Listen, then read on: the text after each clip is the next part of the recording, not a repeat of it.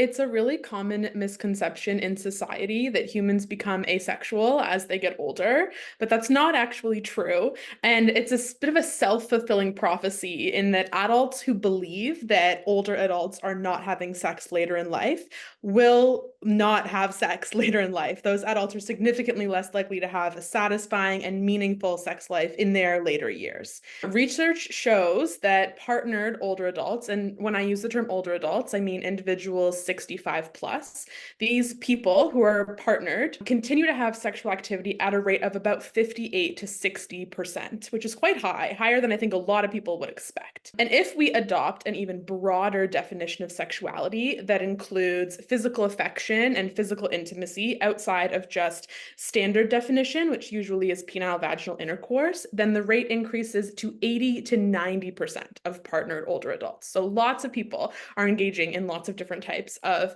sexual behavior in their later years. In terms of maintaining intimacy, I think communication and vulnerability is key at any stage in a relationship, but especially when changes are afoot or underway, to be talking openly about what's going on, even though it feels scary. A lot of the time that intimacy and communication does cultivate intimacy in the relationship. And so being vulnerable and open is often very fruitful in terms of building trust with one another. So this could be giving and receiving massages with your partner. It could be reading or writing your own erotic literature and sharing that with your partner or partners. It could be, watching video erotic material, seeking out ethical video erotic material, like Bellesa is an ethical pornography producer, or audio erotica. There's apps for that now that you can get. As well, some things like playful and affectionate touch, rediscovering each other's bodies at this new stage of life and going beyond just genital touching,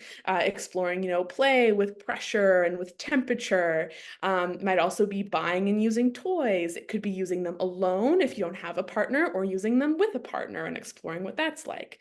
Could be solo or mutual masturbation. It could be, cuddling and just being affectionate and caressing each other. It could be kissing or making out, to use that type of language, without the goal of it having to proceed to anything else, just enjoying kissing for what it is.